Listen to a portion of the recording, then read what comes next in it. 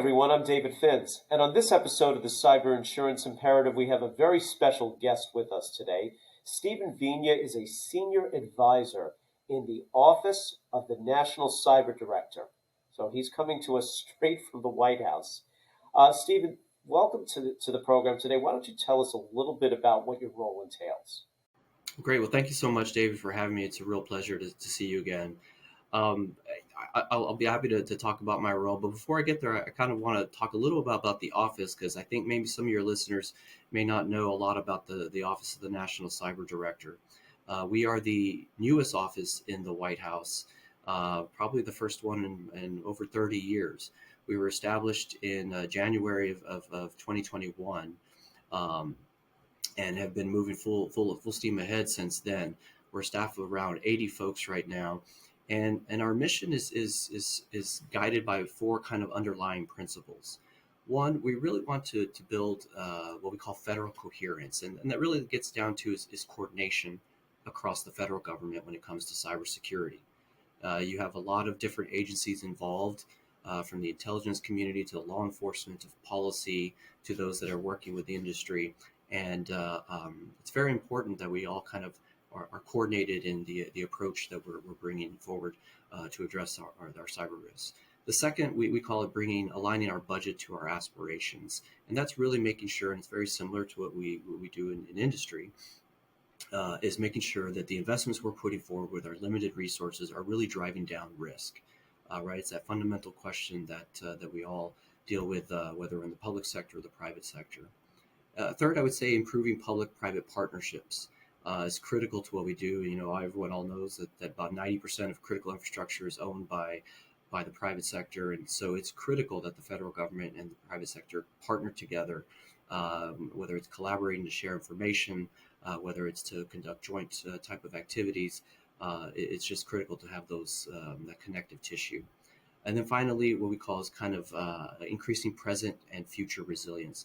So we want to address not only the threats today, but looking down the road, looking at tomorrow. Where can we make those investments so we can ensure that we're prepared to address those kind of challenges looking forward? So those are kind of the general constructs of our office from a policy and a policy coordination role. And part of our flagstone product that we've just put out, released as part of from the administration, is our National Cybersecurity Strategy. And we'll be talking about that later today. I've been with this office for about a year now. I started off as the first ever director for legislative affairs. And so my responsibility was standing up our office, managing our relationship with Congress, as well as advocating for the administration and ONCD's priorities on the Hill. And so I did that for about a year. Now I've actually moved over to a more of a policy-leaning position, where I'm leading our cyber insurance efforts.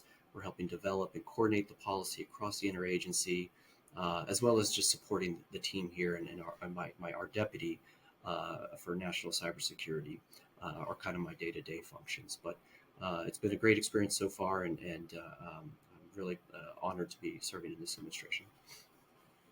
Now, you made reference before to the White House's new National Cybersecurity Strategy, and that's really why I reached out to you initially on this. So tell us a little bit about the five pillars of this strategy. So the strategy was released earlier this month, and really what we did is we took a hard look at the challenges facing our country in cyberspace, and these won't come to any surprise from your listeners. We have evolving, fast, sophisticated threats that run the gambit from nation states to the criminal organizations and proxies in between, somewhere in that gray space. Of course, we have interdependent an economy where an attack on one sector can have ripple effects across multiple industries, causing cascading and potentially catastrophic losses. And so you put those together, and we really had to kind of rethink the way we approached our cybersecurity. And so what this strategy tries to do is lays out a new vision, with the underlying goal that we want to build a digital ecosystem that is more defensible, resilient, and aligned with our values. So that's kind of our underlying goal. And to do that, we put forward two fundamental shifts. The first is that we must rebalance the responsibility for cybersecurity. If going back to, I spent a good 5 or so years in the insurance industry, and you probably know this just as well. That when any kind of claim after claim would come in, and you read the report, and it's one person clicked on a link, and it caused havoc for the company, perhaps millions of dollars in losses. We've seen some of those same events wreak havoc on entire regions of the country, and so we had to really rethink: is that the way it should be? Should really one person should the vigilance of one person kind of hold so much um, uh, responsibility? And so what we thought we were trying to do here is that we're shifting that responsibility to those that are best positioned and most capable to bear the burden. So moving it from the small organization, the individual entity, to those that are more capable, best capable, and closer to the risk to actually do something about it. And so really to re-architect our digital system. So we're building things like, and I'm sure you've heard this before, security by design, right? Baking it in at the beginning, so that that one individual is so much responsibility is not placed on them. The second thing that we do is really realigning our incentives to favor long-term investments. And again, that's getting to this point about thinking down the road, right? It's building out that workforce. It's zero trust architecture, security by design, making those investments and resources and capabilities so we know that we can address not only what we're dealing with today, but looking at tomorrow. Now, you asked about the pillars. And so those fundamental shifts, that's kind of the big picture. The pillars is how we carry out those two fundamental shifts. So there's five of them in the strategy, and within each of those pillars, there's various strategic objectives, roughly 27 or so of those. So the pillars are divided into different subject matter areas. The first being defending critical infrastructure. And this gets to, again, public-private partnerships. It does speak to a little bit about regulation. In some cases, the market just hasn't done enough. And so we're, taking a close look to see if more regulation is needed to ensure that there's at least some kind of baseline of cybersecurity hygiene for those critical services that you and I use every day.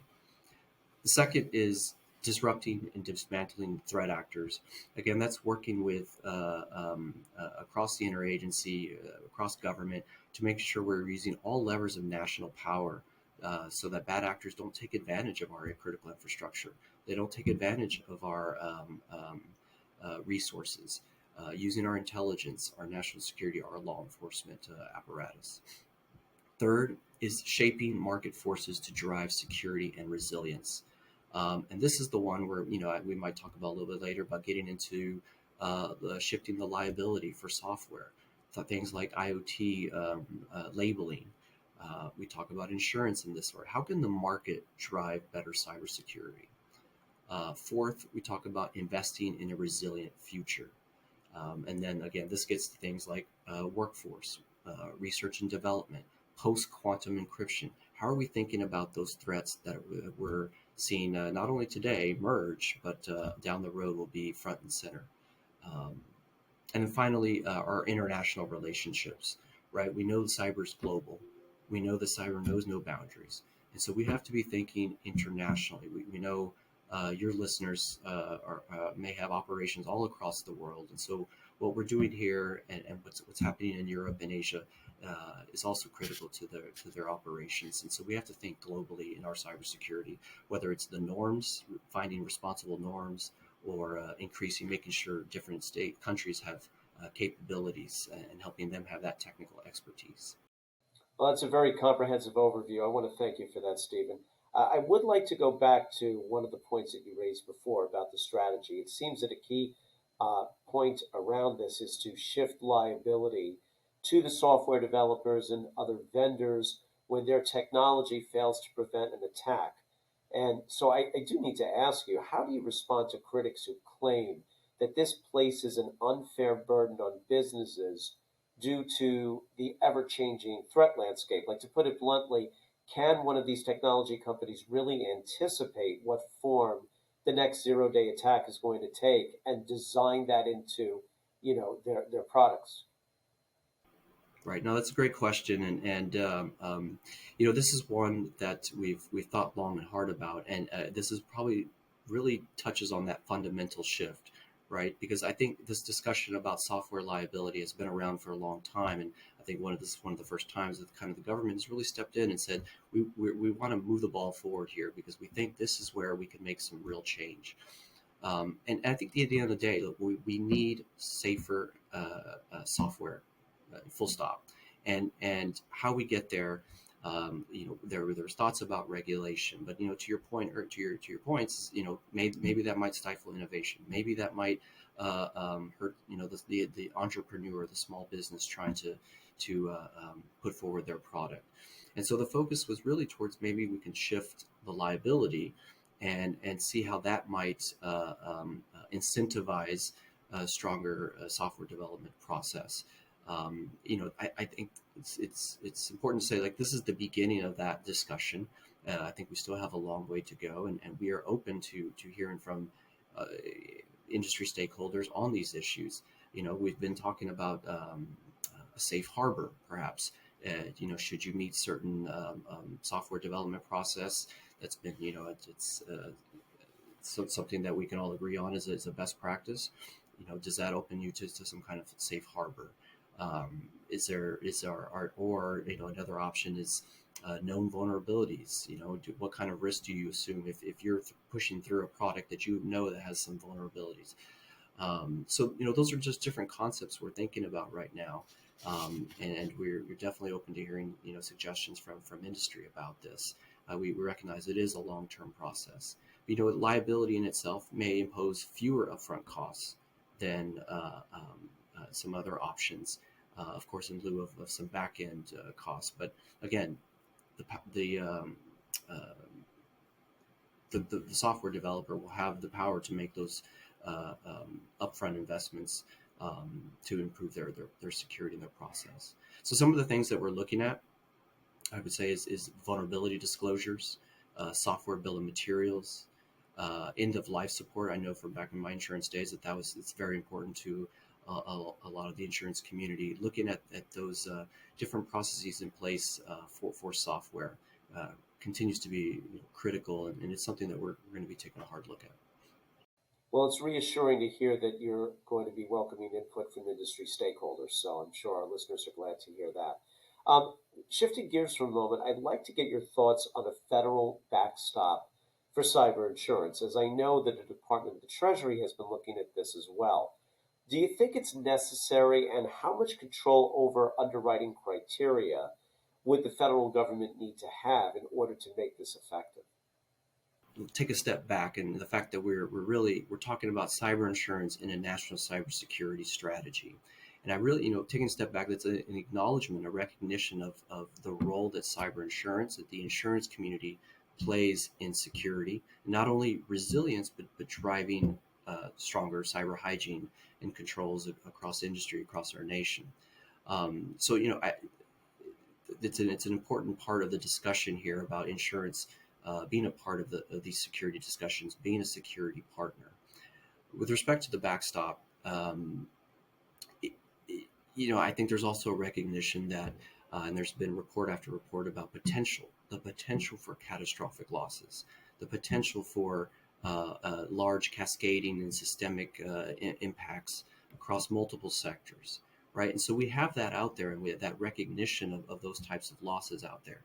I believe Lloyd's even this week is if I'm not mistaken, um, their new like war exclusions. So we know that insurers are taking a hard look at their policies and their wording, and trying to minimize some of their exposures to these systemic and cascading and widespread events, this nation state activity, right? So we have this gap that perhaps may be increasing, and so the question is, what are we going to do? And so we're trying to be proactive here.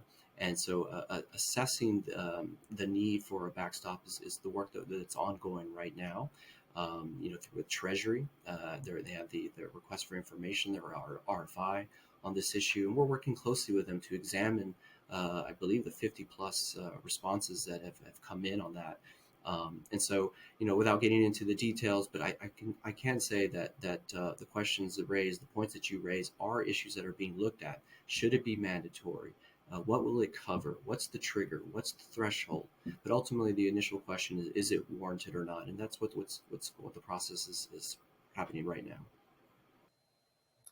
Well, it's good to hear that Treasury's coordinating with you and taking that input into account that they've received from the comments.